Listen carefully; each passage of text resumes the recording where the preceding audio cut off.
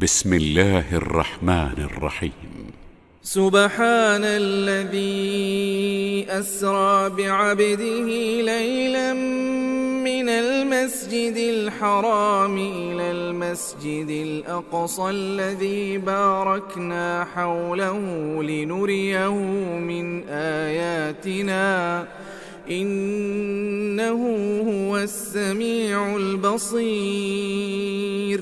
وآتينا موسى الكتاب وجعلناه هدى لبني إسرائيل ألا تتخذوا من دوني وكيلا ذرية من حملنا مع نوح إنه كان عبدا شكورا. وقضينا إلى بني إسرائيل في الكتاب لتفسدن في الأرض مرتين ولتعلن علوا كبيرا فإذا جاء وعد أولاهما بعثنا عليكم عبادا لنا أولي بأس شديد فجاسوا خلال الديار وكان وعدا مفعولا. ثم رددنا لكم الكرة عليهم وأمددناكم بأموال وبنين وجعلناكم أكثر نفيرا. إن أحسنتم أحسنتم لأنفسكم وإن أسأتم فلها فإذا جاء وعد الآخرة ليسوءوا وجوهكم وليدخلوا المسجد كما دخلوه أول مرة وليتبروا ما علوا تتبيرا. عسى ربكم أن يرحمكم وإن عدتم عدنا وجعلنا جهنم للكافرين حصيرا.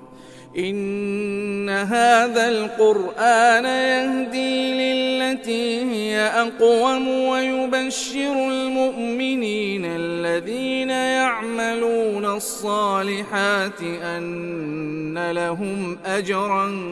كبيرا وأن الذين لا يؤمنون بالآخرة أعتدنا لهم عذابا أليما. ويدعو الإنسان بالشر دعاءه بالخير وكان الإنسان عجولا. وجعلنا الليل والنهار آيتين فمحونا آية الليل وجعلنا آية النهار مبصرة لتبتغوا فضلا من ربكم ولتعلموا عدد السنين والحساب وكل شيء فصلناه تفصيلا. وكل إنسان ألزمناه طائره في عنقه ونخرج له يوم القيامة كتابا يلقاه منشورا. اقرأ كتابك كفى بنفسك اليوم عليك حسيبا. من اهتدى فإنما يهتدي لنفسه ومن ضل فإنما يضل عليها ولا تزر وازرة وزر أخرى وما كنا معذبين حتى نبعث رسولا. وإذا أردنا أن تلك قرية أمرنا متر فيها ففسقوا فيها فحق عليها القول فدمرناها تدميرا وكم أهلكنا من القرون من بعد نوح وكفى بربك بذنوب عباده خبيرا بصيرا من كان يريد العاجلة عجلنا له فيها ما نشاء لمن نريد ثم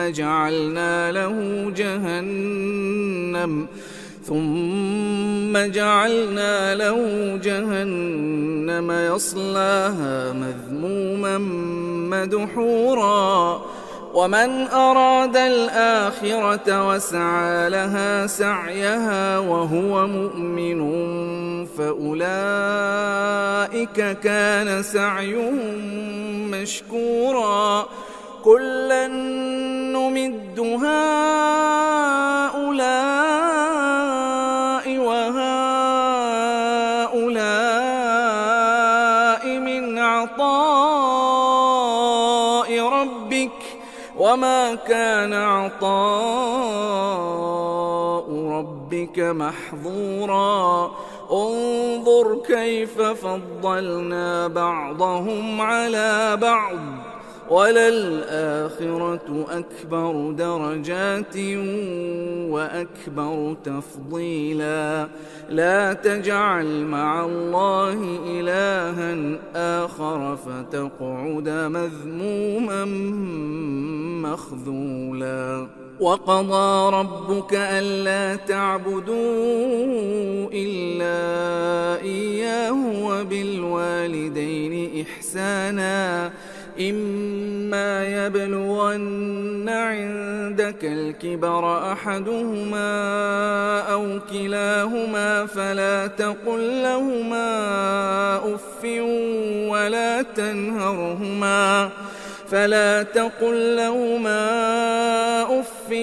ولا تنهرهما وقل لهما قولا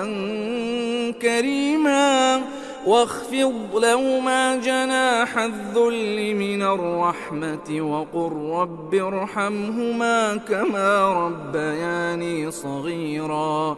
ربكم أعلم بما في نفوسكم إن تكونوا صالحين فإنه كان للأوابين غفورا وآت ذا القربى حقه والمسكين وابن السبيل ولا تبذر تبذيرا إن المبذرين كانوا إخوان الشياطين وكان الشيطان لربه كفورا وإما تعرضن عنهم ابتغاء رحمة من ربك ترجوها فقل لهم قولا ميسورا ولا تجعل يدك مغلولة إلى عنقك ولا تبسطها كل البسط فتقعد ملوما محسورا إن ربك يبسط الرزق لمن يشاء ويقدر إنه كان بعباده خبيرا بصيرا ولا تقتلوا أولادكم خشية إملاق نحن نرزقهم وإياكم إن قتلهم كان خطأ كبيرا ولا تقربوا الزنا إنه كان فاحشة وساء سبيلا ولا تقتلوا النفس التي حرم الله إلا بالحق ومن قتل مظلوما فقد جعلنا لوليه سلطانا فلا يسرف في القتل إنه كان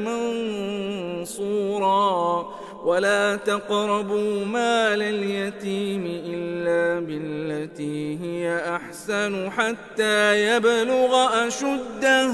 وأوفوا بالعهد إن العهد كان مسؤولا وأوفوا الكيل إذا كلتم وزنوا بالقسطاس المستقيم ذلك خير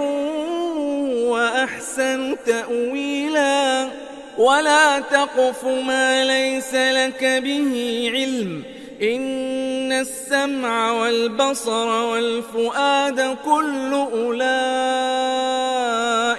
كان عنه مسؤولا ولا تمش في الأرض مرحا إنك لن تخرق الأرض ولن تبلغ الجبال طولا كل ذلك كان سيئه عند ربك مكروها ذلك مما أوحى إليك ربك من الحكمة ولا تجعل مع الله إلها آخر فتلقى في جهنم ملوما مدحورا أفأصفاكم ربكم بالبنين واتخذ من الملائكة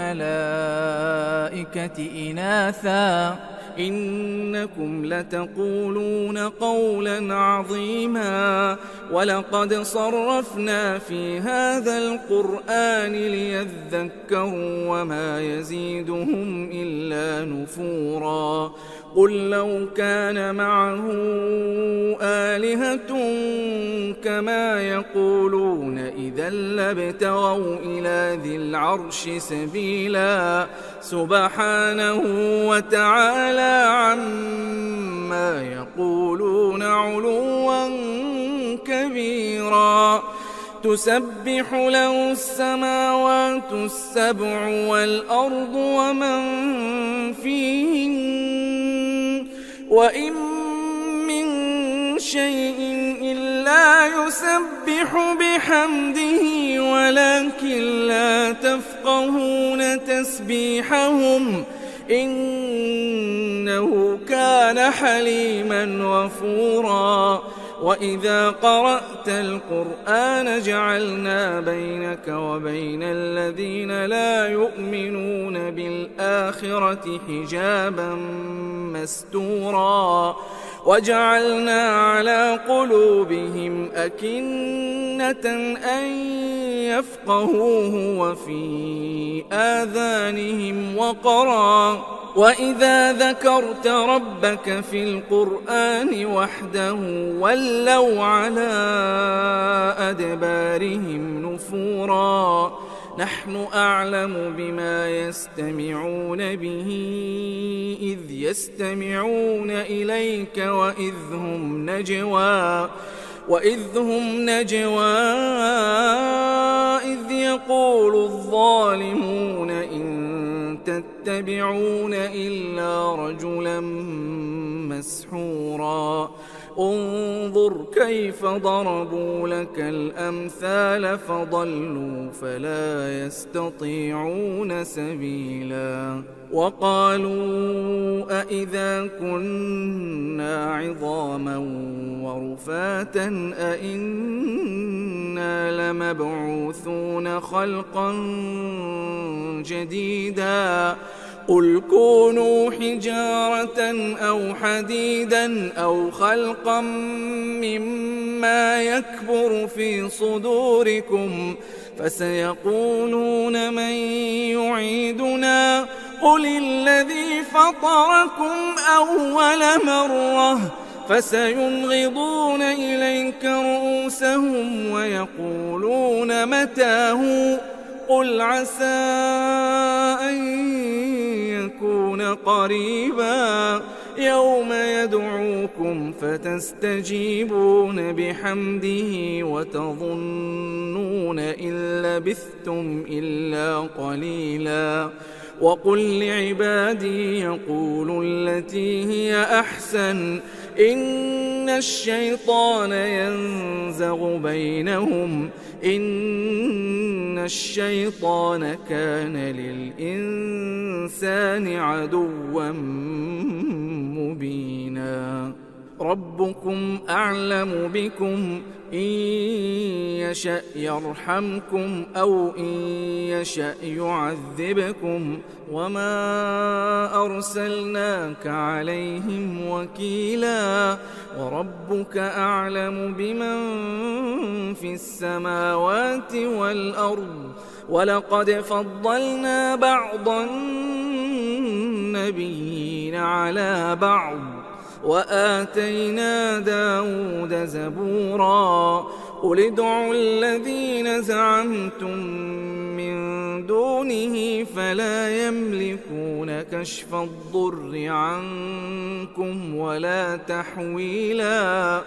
أولئك الذين يدعون يبتغون إلى ربهم الوسيلة أيهم أقرب ويرجون رحمته ويخافون عذابه إن عذاب ربك كان محذورا وإن من قرية إلا نحن مهلكوها قبل يوم القيامة أو معذبوها عذابا شديدا كان ذلك في الكتاب مسطورا وما منعنا أن نرسل بالآيات إلا أن كذب بها الأولون وآتينا ثمود الناقة مبصرة فظلموا بها وما نرسل بالآيات إلا تخويفا وإذ قلنا لك إن ربك أحاط بالناس وما جعلنا الرؤيا التي أريناك إلا فتنة للناس والشجرة الملعونة في القرآن ونخوفهم فما يزيدهم إلا طغيانا كبيرا وإذ قلنا للملائكة اسجدوا لآدم فسجدوا إلا إبليس قال أأسجد لمن خلقت طينا قال أرأيتك هذا الذي كرمت علي لئن أخرتني إلى يوم القيامة لأحتنكن ذريته إلا قليلا قال اذهب فمن تبعك منهم فإن جهنم جزاؤكم جزاء موفورا واستفزز من استطعت منهم بصوتك وأجلب عليهم بخيلك ورجلك وشاركهم في الأموال والأولاد وعدهم وما يعدهم الشيطان إلا غرورا إن عبادي ليس لك عليهم سلطان وكفى بربك وكيلا ربكم الذي يزجي لكم الفلك في البحر لتبتغوا من فضله إنه كان بكم رحيما وإذا مسكم الضر في البحر ضل من تدعون إلا إياه فلما نجاكم إلى البر أعرضتم وكان الإنسان كفورا أفأمنتم أن يخسف بكم جانب البر أو يرسل عليكم حاصبا ثم لا تجدوا لكم وكيلا أم أمنتم أن يعيدكم فيه تارة أخرى فيرسل عليكم قاصفا من الريح فيغرقكم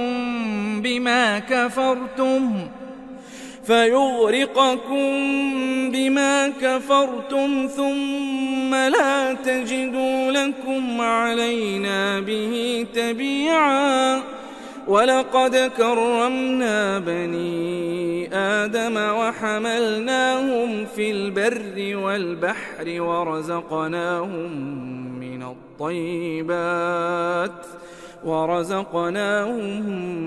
من الطيبات وفضلناهم على كثير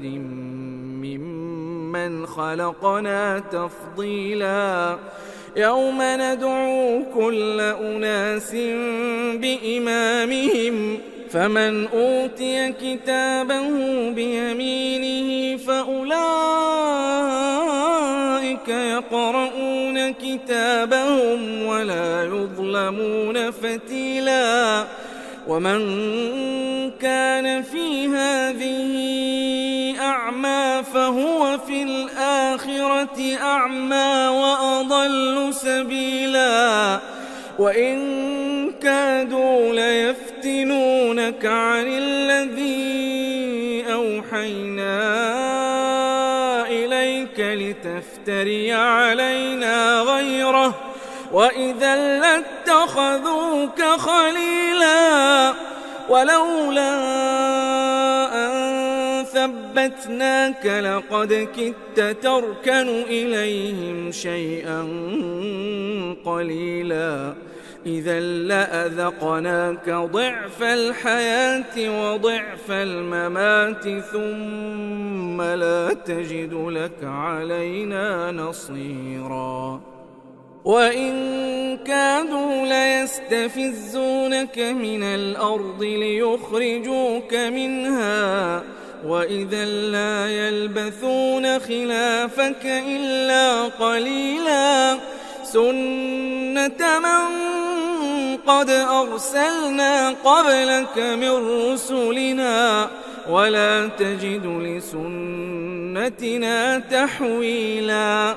أقم الصلاة لدلوك الشمس إلى غسق الليل وقرآن الفجر إن قرآن الفجر كان مشهودا ومن الليل فتهجد به نافلة لك عسى أن يبعثك ربك مقاما محمودا وقل رب أدخلني مدخل صدق وأخرجني مخرج صدق واجعل لي من لدنك سلطانا نصيرا وقل جاء الحق وزهق الباطل إن الباطل كان زهوقا وننزل من القرآن ما هو شفاء ورحمة للمؤمنين ولا يزيد الظالمين إلا خسارا وإذا أنعمنا على الإنسان أعرض ونأى بجانبه وإذا مسه الشر كان يئوسا قل كل يعمل على شاكلته فربكم أعلم بمن هو أهدى سبيلا ويسألونك عن الروح قل الروح من أمر ربي وما أوتيتم من العلم إلا قليلا ولئن شئنا لنذهبن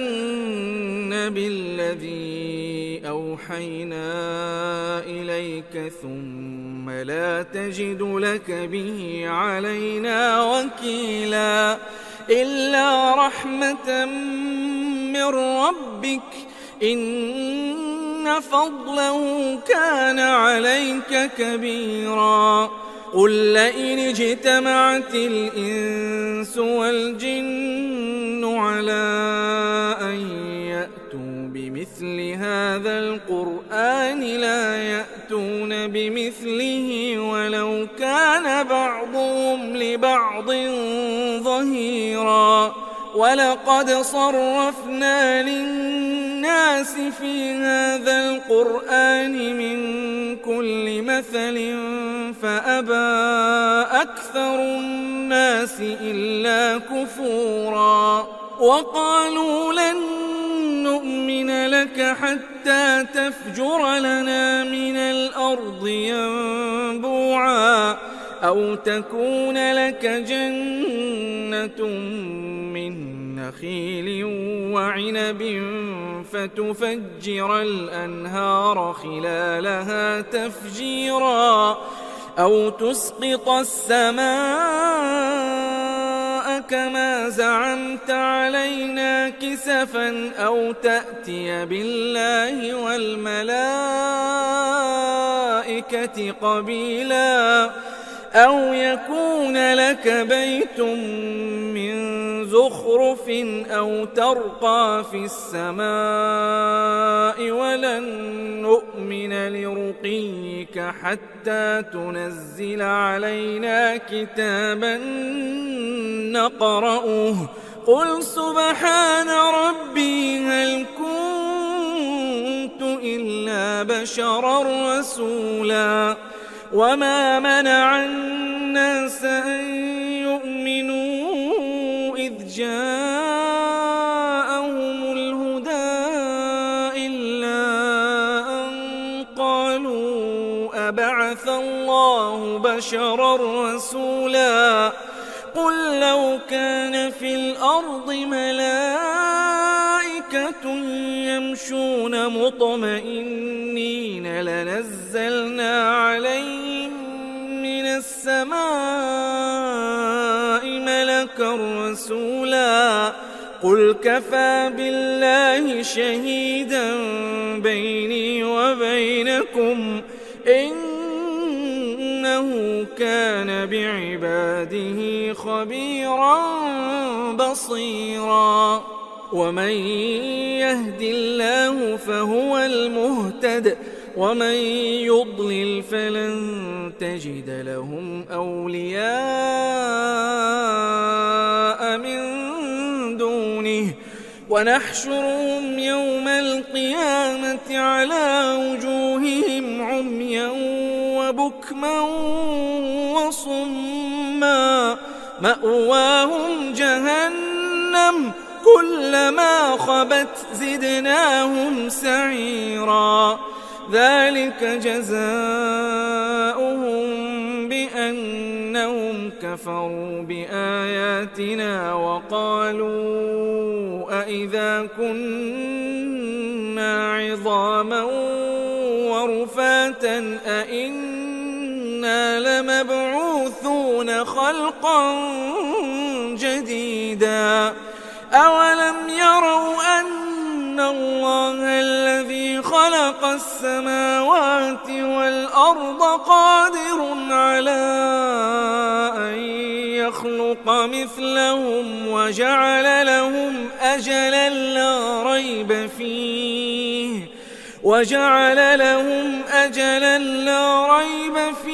فأبى الظالمون إلا كفورا قل لو أنتم تملكون خزائن رحمة ربي إذا لأمسكتم خشية الإنفاق وكان الإنسان قتورا ولقد آتينا موسى 9 آيات بينات فاسأل بني إسرائيل إذ جاءهم فقال له فرعون إني لأظنك يا موسى مسحورا قال لقد علمت ما أنزل هؤلاء إلا رب السماوات والأرض بصائر وإني لأظنك يا فرعون مثبورا فأراد أن يستفزهم من الأرض فأغرقناه ومن معه جميعا وقلنا من بعده لبني إسرائيل اسكنوا الأرض فإذا جاء وعد الآخرة جئنا بكم لفيفا وبالحق أنزلناه وبالحق نزل وما أرسلناك إلا مبشرا ونذيرا وقرآنا فرقناه لتقرأه على الناس على مكث ونزلناه تنزيلا قل آمنوا به أو لا تؤمنوا إن الذين أوتوا العلم من قبله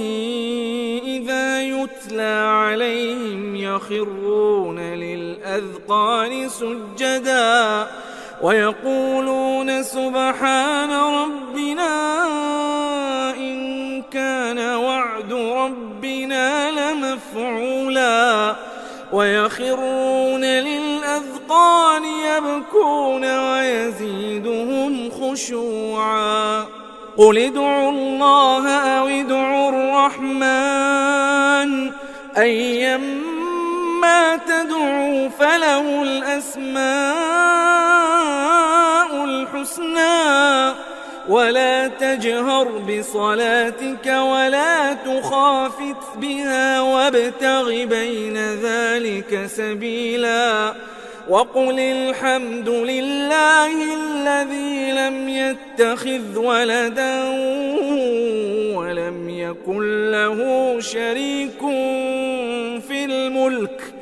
ولم يكن له شريك في الملك ولم يكن له ولي من الذل وكبره تكبيرا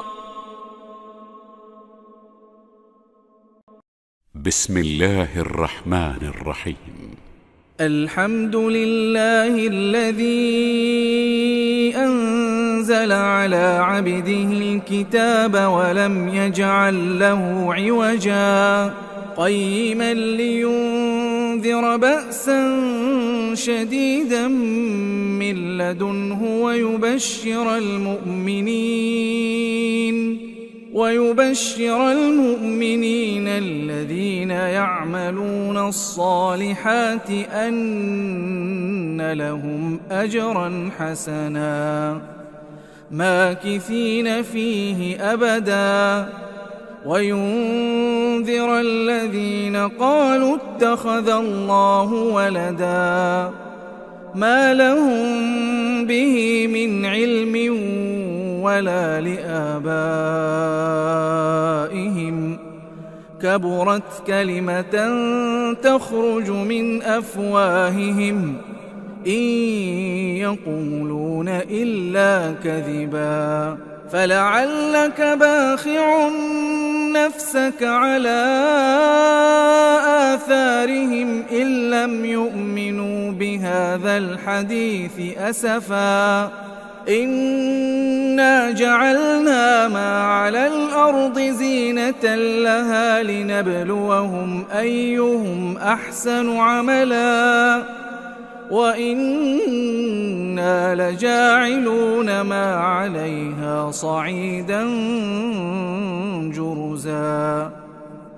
أم حسبت أن أصحاب الكهف والرقيم كانوا من آياتنا عجبا إذ أوى الفتية إلى الكهف فقالوا ربنا آتنا من لدنك رحمة وهيئ لنا من أمرنا رشدا فضربنا على آذانهم في الكهف سنين عددا ثم بعثناهم لنعلم أي الحزبين أحصى لما لبثوا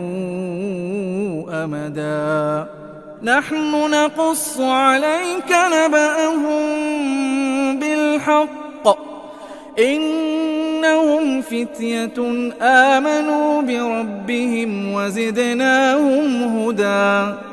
وربطنا على قلوبهم إذ قاموا فقالوا ربنا رب السماوات والأرض لن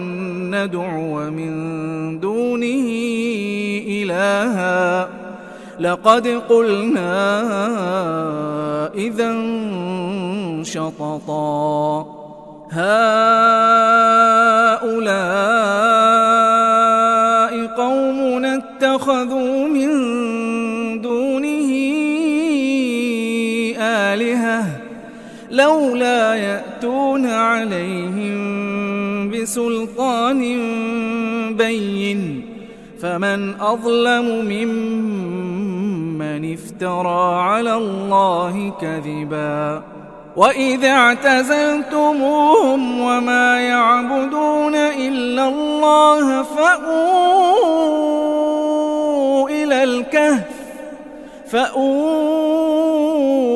إلى الكهف ينشر لكم ربكم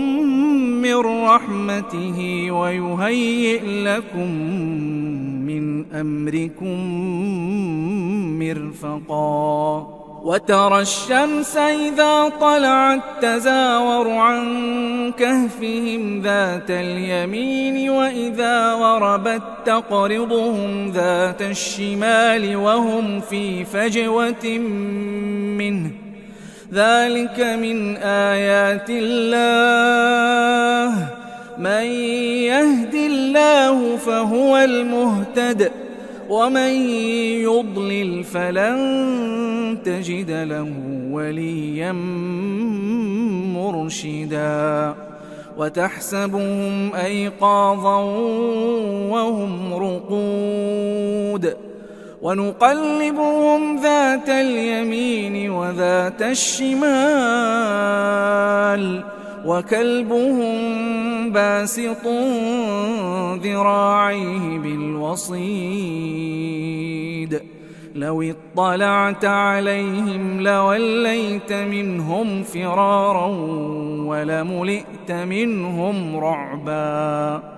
وكذلك بعثناهم ليتساءلوا بينهم قال قائل منهم كم لبثتم قالوا لبثنا يوما أو بعض يوم قالوا ربكم أعلم بما لبثتم فابعثوا أحدكم بورقكم هذه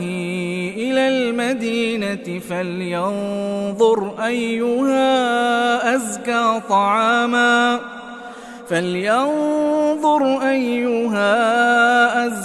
طعاما فليأتكم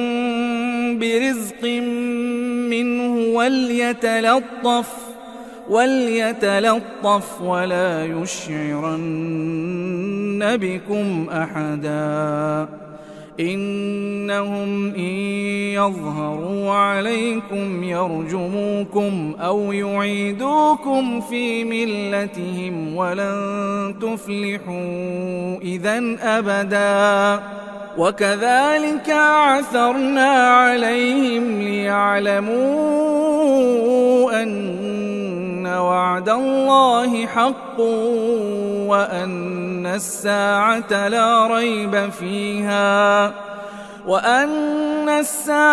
لا ريب فيها إذ يتنازعون بينهم أمرهم فقالوا ابنوا عليهم بنيانا ربهم أعلم بهم قال الذين غلبوا على أمرهم لنتخذن عليهم مسجدا سيقولون 3 رابعهم كلبهم ويقولون 5 سادسهم كلبهم رجما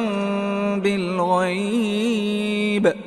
ويقولون 7 وثامنهم كلبهم قل ربي أعلم بعدتهم ما يعلمهم إلا قليل فلا تمار فيهم إلا مراء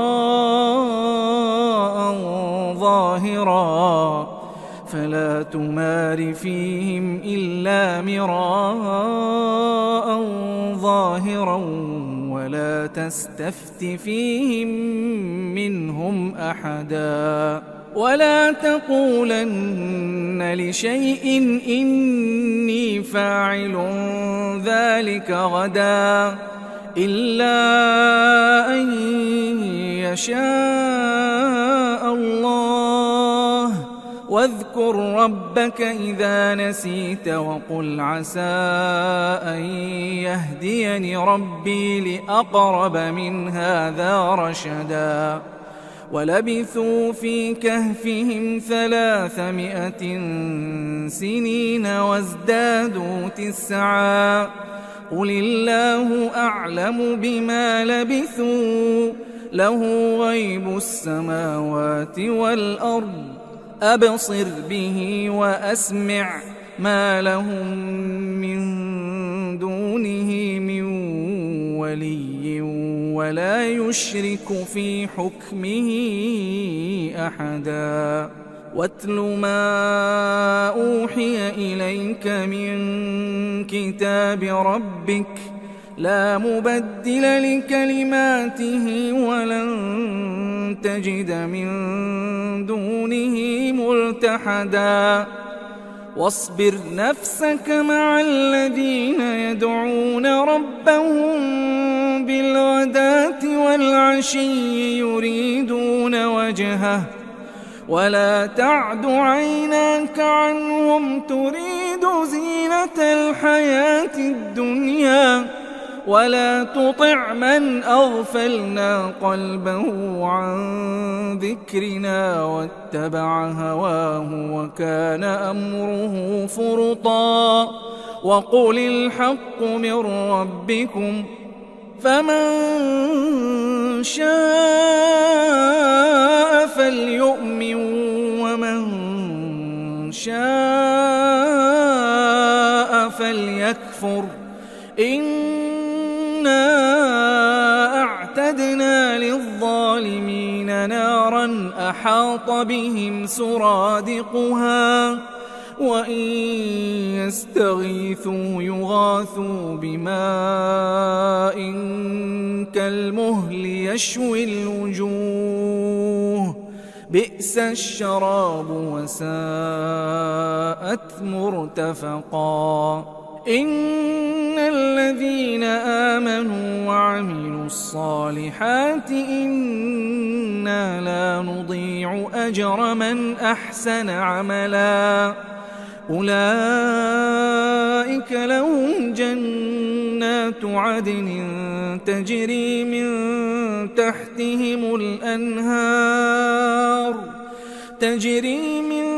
تحتهم الأنهار يحلون فيها من أساور من ذهب ويلبسون ثيابا خضرا من سندس واستبرق متكئين فيها على الأرائك نعم الثواب وحسنت مرتفقا. واضرب لهم مثلا الرجلين جعلنا لأحدهما جنتين من أعناب وحففناهما بنخل وجعلنا بينهما زرعا كلتا الجنتين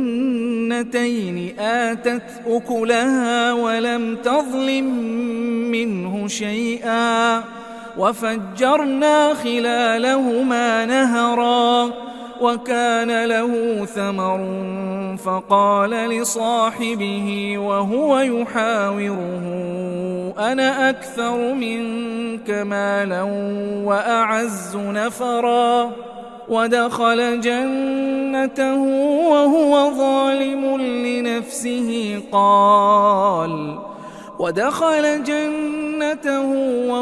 ظالم لنفسه قال ما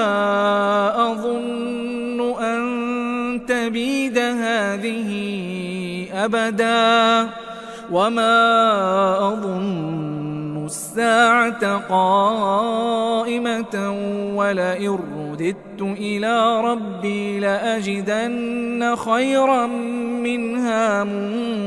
منقلبا. قال له صاحبه وهو يحاوره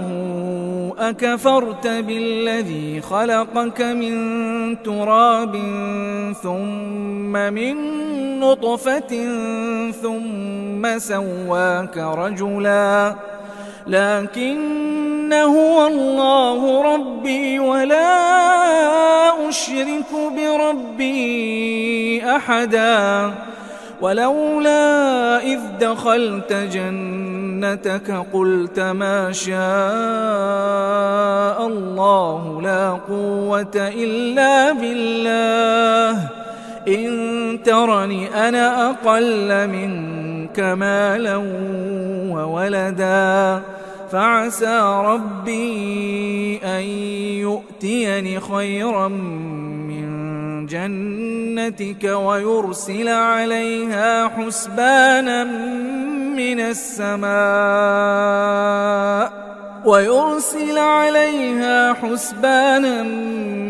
السماء فتصبح صعيدا زلقا أو يصبح ماؤها غورا فلن تستطيع له طلبا. وأحيط بثمره فأصبح يقلب كفيه على ما أنفق فيها وهي خاوية على عروشها ويقول يا ليتني لم أشرك بربي أحدا ولم تكن له فئة ينصرونه من دون الله وما كان منتصرا. هنالك الولاية لله الحق هو خير ثوابا وخير عقبا. واضرب لهم مثل الحياة الدنيا كماء أنزلناه من السماء فاختلط به نبات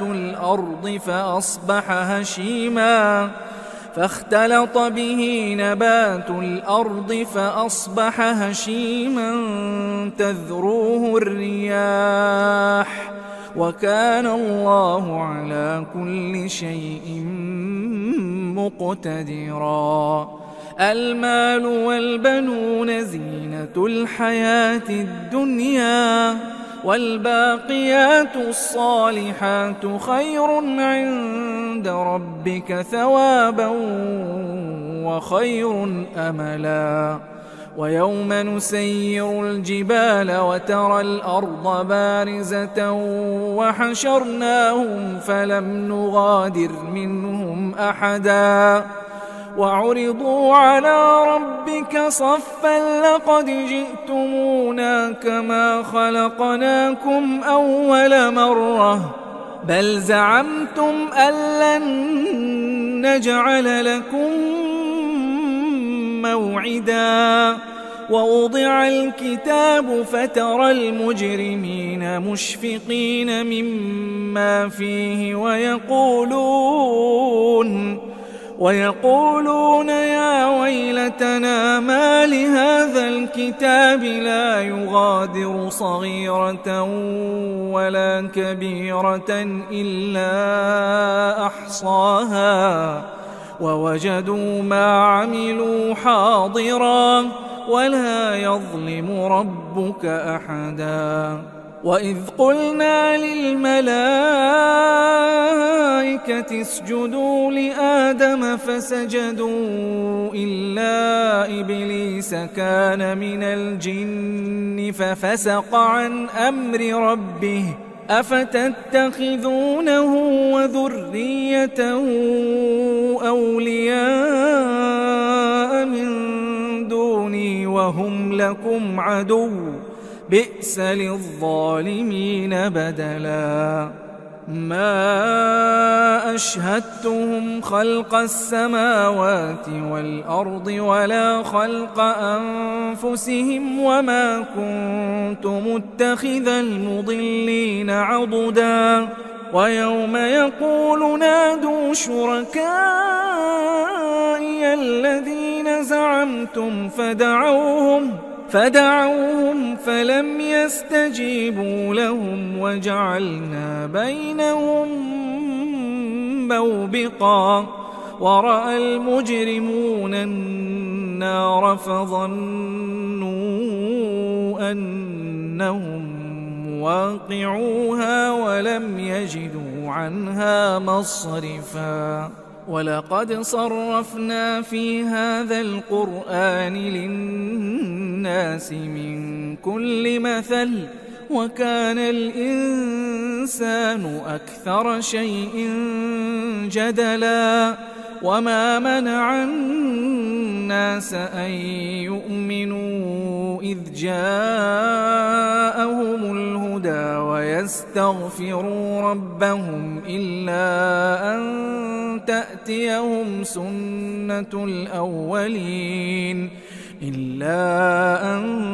تأتيهم سنة الأولين أو يأتيهم العذاب قبلا وما نرسل المرسلين إلا مبشرين ومنذرين ويجادل الذين كفروا بالباطل ليدحضوا به الحق واتخذوا آياتي وما أنذروا هزوا ومن أظلم ممن ذكر بآيات ربه فأعرض عنها ونسي ما قدمت يداه إنا جعلنا على قلوبهم أكنة أن يفقهوه وفي آذانهم وقرا وإن تدعوهم إلى الهدى فلن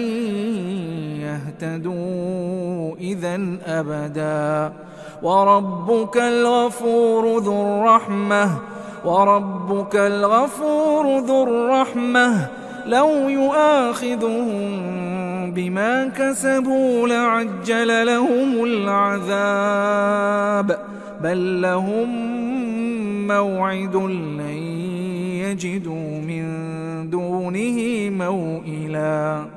وتلك القرى أهلكناهم لما ظلموا وجعلنا لمهلكهم موعدا وإذ قال موسى لفتاه لا أبرح حتى أبلغ مجمع البحرين أو أمضي حقبا فلما فلما بلغا مجمع بينهما نسيا حوتهما فاتخذ سبيله في البحر سربا فلما جاوزا قال لفتاه آتنا غداءنا لقد لقينا من سفرنا هذا نصبا قال أرأيت إذ أوينا إلى الصخرة فإني نسيت الحوت وما أنسانيه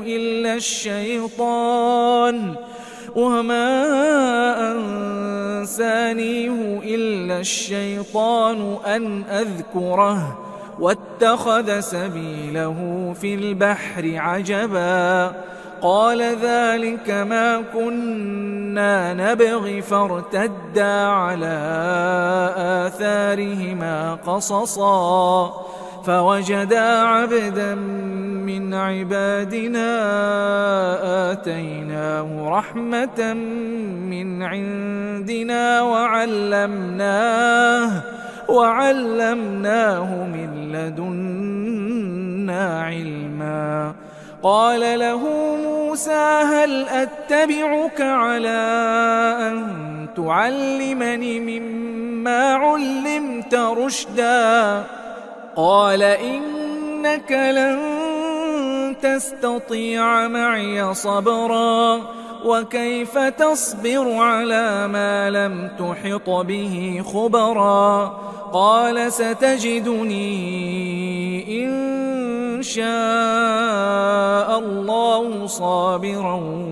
ولا أعصي لك أمرا قال فإن اتبعتني فلا تسألني عن شيء حتى أحدث لك منه ذكرا فانطلقا حتى إذا ركبا في السفينة خرقها قال أخرقتها لتغرق أهلها لقد جئت شيئا إمرا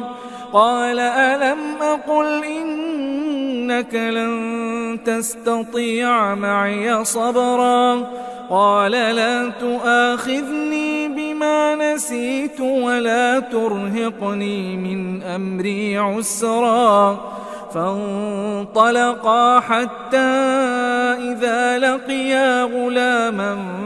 فقتله قال أقتلت نفسا زكية بغير نفس لقد جئت شيئا نكرا